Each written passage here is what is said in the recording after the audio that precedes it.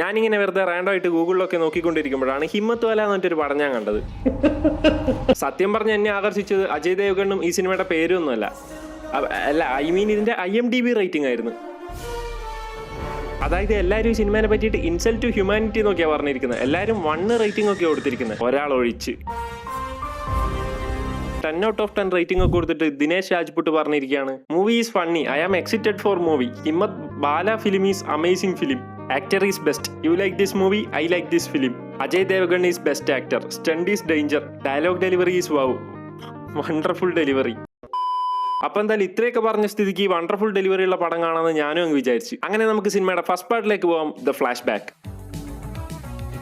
Flash ബാക്കിൽ അജയ് ദേവ്ഗണിന്റെ അച്ഛൻ ഒരു പാടുന്ന പൂജാരിയായിരിക്കും. അങ്ങനെ ഈ പാടുന്ന പൂജാരി ഒരു ദിവസം നമ്മുടെ മെയിൻ വില്ലൻ ഒരാളെ കൊല്ലുന്നത് കാണും. അപ്പൊ പാടുന്ന പൂജാരി സാക്ഷി പറയാൻ ചാൻസ് ഉള്ളതുകൊണ്ട് തന്നെ ഇങ്ങനെ വില്ലൻ അങ്ങ് കൊല്ലും. വെറുതെ കൊല്ലല്ല, കളിയാക്കി കൊല്ലും. അതായത് പൂജാരി എന്തോ മാല കട്ട് എന്നൊക്കെ പറഞ്ഞിട്ട് ഡെയിലി 1 മണിക്കൂറൊക്കെ ആൾക്കാരുടെ മുന്നിലിട്ട് ഇങ്ങനെ കളിയാക്കിക്കൊണ്ടിരിക്കും. ഇങ്ങേർക്ക് വയ്യാട ഇങ്ങേർക്ക്.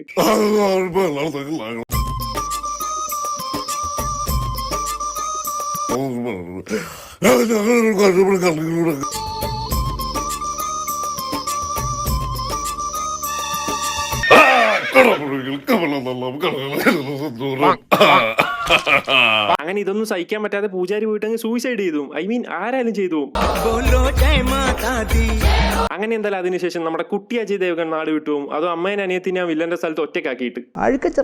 തന്തേക്കാൾ മോശം. അയ്യോ സോറി ചേട്ടാ, തന്ത നല്ല മനുഷ്യനായിരുന്നു. അങ്ങനെ എന്തായാലും ഇവിടെയാണ് ഈ സിനിമയുടെ പാസ്റ്റ് ചെയ്യുന്നത്. ആൻഡ് ഇതിനുശേഷം നമ്മുടെ പ്രസന്റിലെ വലിയ അജയ് ദേവ്ഗണിന്റെ ഇൻട്രോ ആണ് കാണിക്കുന്നത്. അതായത് പുള്ളിയുടെ ഈ സിനിമയിലെ ഇൻട്രോ എന്ന് പറയുന്നത് പുള്ളി ഒരു കമ്പിയൊക്കെ വളച്ചിട്ട് ഇങ്ങനെ വന്നിട്ട് അല്ലെങ്കിൽ അതൊന്നും വേണ്ട. അങ്ങനെ എന്തായാലും ഇൻട്രോ ഒരു വാട്ടം കഴിഞ്ഞിട്ട് നമ്മുടെ അജയ് ദേവ്ഗൺ അമ്മേനെ അനിയത്തിനെ കാണാനായിട്ട് വർഷങ്ങൾക്ക് ശേഷം നമ്മുടെ വില്ലന്റെ സ്ഥലത്തേക്ക് പോകും. അങ്ങനെ അവിടെ എത്തിയപ്പം ബായിക്ക് മനസ്സിലാവും മെയിൻ വില്ലൻ ഇപ്പോഴും ആ സ്ഥലം റൂൾ ചെയ്തുകൊണ്ടിരിക്കുകയാണെന്നും ഇയാളുടെ അമ്മേനെ അനിയത്തിനെ ഉൾപ്പെടെയുള്ള കുറെ ആൾക്കാരൊക്കെ ഇപ്പോഴും മെയിൻ വില്ലൻ കഷ്ടപ്പെടുത്തിക്കൊണ്ടിരിക്കുകയാണെന്നും ഒക്കെ. ആൻഡ് ഇതൊക്കെ അറിഞ്ഞ് നമ്മുടെ അജയ് ദേവ്ഗൺ മെയിൻ വില്ലനുമായിട്ട് സൗണ്ട് തർക്കമാവും.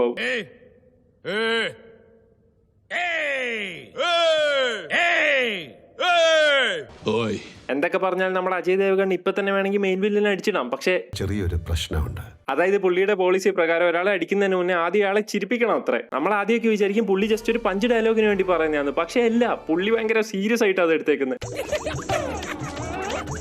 എന്തായാലും ഇതൊക്കെ കണ്ട് ഇതിലെ ബായിയുടെ ക്യാരക്ടർ വിയേഡാന്ന് നിങ്ങൾക്ക് തോന്നുന്നുണ്ടെങ്കിൽ നിങ്ങൾ ഉറപ്പായിട്ടും കണ്ടിരിക്കേണ്ട ക്യാരക്ടറാണ് ഇതിലെ തമന്നയുടെ ക്യാരക്ടർ. ഈ സിനിമയിലെ തമന്ന വില്ലന്റെ മോളാണ്. അതുകൊണ്ട് തന്നെ കുറച്ച് ക്രൂവൽ വില്ലൻ ക്യാരക്ടറാണ് തമന്നയുടേത്. ക്രൂവലാണെന്ന് കാണിക്കാൻ വേണ്ടിയിട്ട് ആ നാടുമായിട്ട് ഒരു ബന്ധമില്ലാതെ മോഡേൺ ഡ്രസ് ഇടുക, ആൾക്കാരെ പബ്ലിക്കിലൊക്കെ പോയിട്ട് അടിക്കുക, അങ്ങനെ എന്തൊക്കെയാണ് ഇവർ കാണിച്ചുകൊണ്ടിരിക്കുന്നത്. ഇതെന്താ ജാങ്കോ അൺചെയിൻഡ്? അങ്ങനെ അടിച്ചുകൊണ്ടിരിക്കുന്നതിന്റെ ഇടയ്ക്ക് നമ്മുടെ ബായി വന്നിട്ട് തടയും. കാരണം ആദ്യം ചിരിപ്പിക്കണമല്ലോ, എന്നിട്ടല്ലേ അടിക്കാൻ പാടുള്ളൂ. അങ്ങനെ ബായി പോയിട്ട് ആദ്യം ചിരിപ്പിക്കും.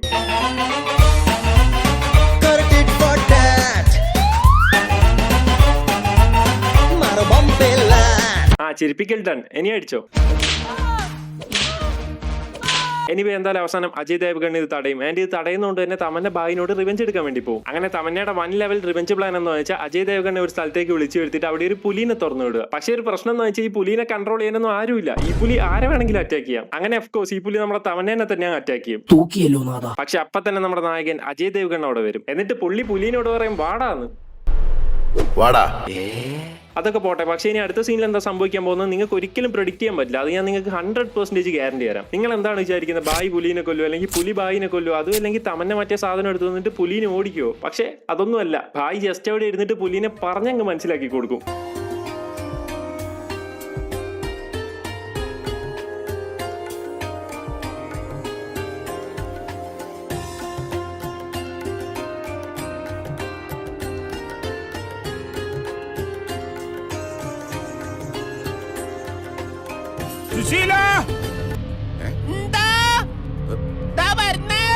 എല്ലാരും വിളിച്ചു. അങ്ങനെ ബായിയുടെ അസാധ്യ കഴിവ് വേണ്ടിയിട്ട് തമന്നക്ക് ബായിനോട് ഇഷ്ടാവുകയും ചെയ്യും. ആൻഡ് തമന്ന നന്നാവുകയും ചെയ്യും. ഇനി അടുത്ത സീനിൽ സംഭവിക്കുന്നത് എന്താണെന്ന് വെച്ചാൽ ബായിയുടെ അനിയത്തി വില്ലന്റെ ഫ്രണ്ടിന്റെ മോനുമായിട്ട് ഇഷ്ടത്തിലാണെന്നുള്ളത് നമ്മുടെ ബായി തൂക്കും. അപ്പൊ ബായി ഭയങ്കര പ്രശ്നമൊക്കെ ചെയ്യും. വില്ലന്റെ ആളെ മാത്രമേ നിനക്ക് കിട്ടിയല്ലോ പ്രേമിക്കാന്നൊക്കെ പറഞ്ഞിട്ട് അവനെ അടിക്കുകയൊക്കെ ചെയ്യും.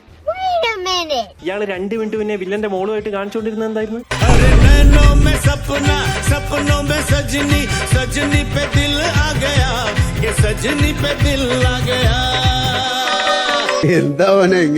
എന്നാ ഓക്കെ, ഇനി നമുക്ക് സിനിമയുടെ നെക്സ്റ്റ് പാർട്ടിലേക്ക് പോവാം. ഒരു ഊള ട്വിസ്റ്റ്. അതായത് ഈ സിനിമയിലെ ട്വിസ്റ്റ് എന്താ വെച്ചാൽ ഈ കാണുന്ന ബായി ഉണ്ടല്ലോ, അത് ബായി അല്ല.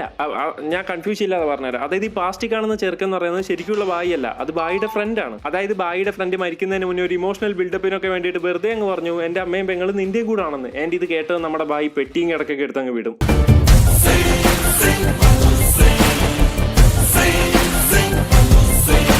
അങ്ങനെ ഈ ഊള ട്വിസ്റ്റ് അനിയത്തി അറിയും. ആൻഡ് ഇത്രയും കാലം നമ്മളെ പറ്റിക്കായിരുന്നു എന്നൊക്കെ ചോദിച്ചിട്ട് അനിയത്തിക്ക് ബായിനോട് ഭയങ്കര ദേഷ്യമാവും. ആർക്കായാലും ദേഷ്യമായി പോകും, സ്വന്തം ചേട്ടനാന്നൊക്കെ പറഞ്ഞിട്ട് ഏതോ ഒരുത്തനൊക്കെ വന്നിട്ട്. എനിവേ ഒരാൾക്ക് ബായിനോട് ദേഷ്യമായിരിക്കാണ്. എന്റെ അപ്പം തന്നെ നമുക്കറിയാം ബായിക്ക് അയാളെ ഇംപ്രസ് ചെയ്യാനുള്ള ടൈമായി എന്നുള്ളത്. അങ്ങനെ ഈ ദേഷ്യത്തിൽ തന്നെ നടന്നു വന്ന ബായിന്റെ അനിയത്തിനെ അവിടെയുള്ള കുറച്ച് ലോക്കൽ ഗുണ്ടകൾ ചേർന്നിട്ട് ഹരാസ് ചെയ്യും.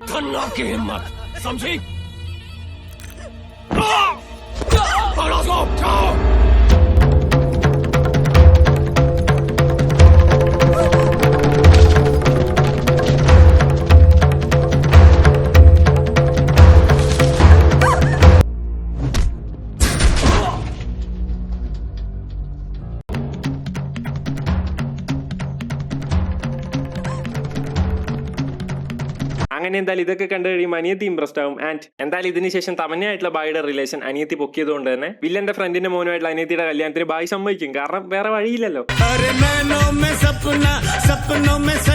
പക്ഷെ കല്യാണം കഴിഞ്ഞ ഉടനെ ചെറുക്കൻ നേരെ പാണ്ടിപ്പടയിലെ പ്രകാശ് രാജാവും.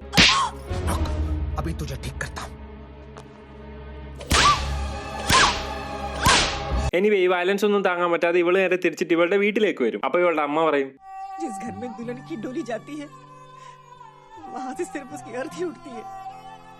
അതെ മോള് മരിച്ചാലും നമുക്ക് പ്രശ്നമില്ല, അന്തസ്സാണല്ലോ നമുക്ക് വലുത്. ഏത് തറവാടികളൊക്കെ അങ്ങനെ.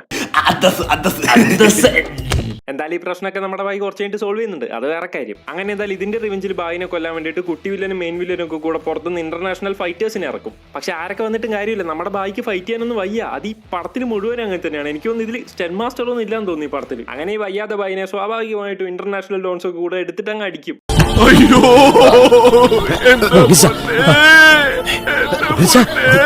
അങ്ങനെ ഇത് കണ്ട് സങ്കടമായ ബായിയുടെ അമ്മ ദൈവത്തിനോട് പ്രാർത്ഥിക്കും, എങ്ങനെയെങ്കിലും ഇപ്പം ബായിനെ രക്ഷിച്ചില്ലെങ്കിൽ ഇനി ദൈവത്തിലൊന്നും വിശ്വസിക്കൂലെന്ന്. അങ്ങനെ ഇത് കേട്ട് ട്രിഗറായ ദൈവം ബായിനെ രക്ഷിക്കാനായിട്ട് ആ പുലിനെ ഇങ്ങ് വിടും. ഇനി പ്രാർത്ഥിക്കും ഈ ട്രിക്ക് വല്ലോ ഒന്ന് ട്രൈ ചെയ്യണം. അങ്ങനെ ലാസ്റ്റ് ബായി എപ്പോഴുള്ള തന്നെ അവിടെ വയ്യാതെ കിടക്കും. എന്റെ പുലി എങ്ങനെയൊക്കെയോ കഷ്ടപ്പെട്ട് ഓരോരുത്തരെ കൊന്നു ബായിനെ രക്ഷിക്കും. ബംഗാളിയൊക്കെയാണ് ഭാഗത്തിന്. അങ്ങനെ അവസാനം ഈ പടവും തീരും. എന്തായാലും IMDbയിൽ റിവ്യൂ ഇട്ടവനോട് എനിക്ക് പറയാനുള്ളത്, എടാ ഡ്യൂപ്ലിക്കേറ്റ് ഇന്ത്യൻ കഴിവറടാ മോനെ.